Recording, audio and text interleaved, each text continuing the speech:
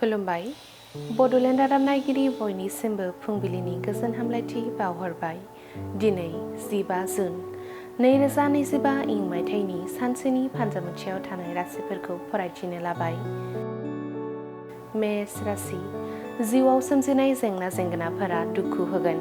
साख्रियाव गेदेर सुबुंफोरनि बोसोन लानांगोन। बिसिनि थाखाय गोसोआव मान बांगोन। वृष राशि गोसोआव गाज्रि सानस्रि लाबोनायनिफ्राय गोजानाव थानांगोन। फालांगिरिफोरा मुलाम्फा जागोन, नाथाय बाराद्राय लबा खैफोद लाबोनो हागौ। मिथुन राशि गावनि सावस्रिनि सायाव जुनिया नोजोर होनांगोन। रोंगौथि गोनां सुबुंफोरनि सुबुरुनखौ मानिना सोलिनांगोन। खस्थ'नि फिथाइखौ मोनफुंगोन। कर्कट राशि थांखिफोर लानायाव नखरनि सुबुंफोरजों सावरायनांगोन। हारसिङैनो मावफुंजोबनो लानाय खामानिया नखराव गुलाय गुजाय सोमजिहोनो हागौ। सिंह राशि सोलोंथाइनि गोहोजों गोब्राब थासारिनिफ्राय बारग'नो हागोन। खामानियाव गोसो होयोब्ला थाबैनो जाफुंसारनायखौ मोनगोन। रां दोनथुमनो हागोन। कन्या राशि साना मोजां गाज्रिनि गेजेरजों बारलांगोन। गोसोखौ गोरा खालामनानै सोलो बोलोजों हाबा मावनांगोन। गावनि सायाव फोथायनाय लाखिनांगोन। तुला राशि साना मोजां गाज्रिनि गेजेरजों बारलांगोन। रांखान्थियाव जुनिया नोजोर होनांगोन। मोनसे फिसा गोरोन्थियानो गेदेर खहा खालामनो हागौ। वृश्चिक राशि जुलि जानाय सुबुंफोरा बिसि फिसाय खौसेयै सावरायनाय थानांगोन। संसार जानायनि गासै हाबाफोरखौ सानैजों रानलायनानै मावोब्ला गाहाम। गोसोआव गाज्रि सानस्रि फैयोब्ला इसोरखौ सिबियोब्ला गाहाम जागोन। धनु राशि दिनैनि साना धनु राशिनि सुबुंफोरनि थाखाय जोबोद मोजां। लोगोफोर एबा नखरनि सोद्रोमाफोरनिफ्राय अनथोब मोनगोन। खामानि मावनाय समाव हाखु दाखु खालामैया गाहाम। मकर राशि गोबावनिफ्राय खालामनाय खस्थ'नि फिथाइखौ मोनफुंगोन। लोगोफोरनि मदद आरो बोसोन होनाय मोनगोन। साना जोबोद मोजां जागोन। कुम्भ राशि रांखान्थियारि थासारिया दिदोमै थागोन।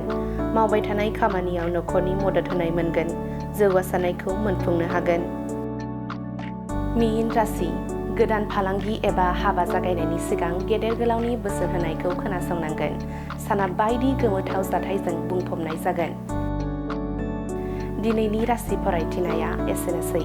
बेजों लोगोसेनो दिनैनि साना बुहुमनि साफ्रोमबो सुबुंफोरनि थाखाय गाहाम जाथों बेनि थाखाय बड'लेण्ड रादाब नखरनि जानानै इसोरनि खाथियाव आरज गाबनाय थाबाय। गोजोन्थों।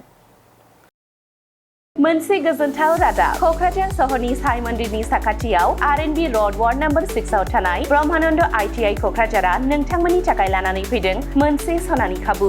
आथिखालनि बादायलु मुगायाव नोंथांखौ साख्रिनि थाखाय साखाफारा खालामनो ब्रह्मानन्द ITI क'क्राझारा गासै मोनबा भकेशनेल कर्स लानानै फैदों। आरो बे मोनबा भकेशनेल कर्सफोरा जादों electrician course 2 years course, stenography 1 year course, COPA computer operating and programming assistant 1 year course, beauty and wellness 1 year course, sewing technology 1 year course. Beauty and wellness आरो सिविं टेक्न'लजियाव नोंथाङा बेसेन नाङै मुं थिसननो हागोन। ब्रह्मानन्द ITI क'क्राझाराव हाईलि क्वालिफाइड फेकाल्टिस दं आरो 100% जब एसिस्टेन्ट। बेजों लोगोसेनो बेयाव फ्लेक्सिबल क्लास टाइमिंनि खाबुबो दङ।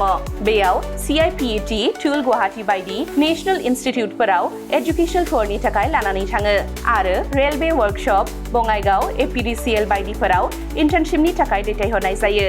आबुङै मिथिनो थाखाय ब्रह्मानन्द ITI क'क्राझाराव थांनानै एबा 9101325849 एबा 8638683243 मबाइल नाम्बाराव कल खालामनानै सोलाद लानो हागोन।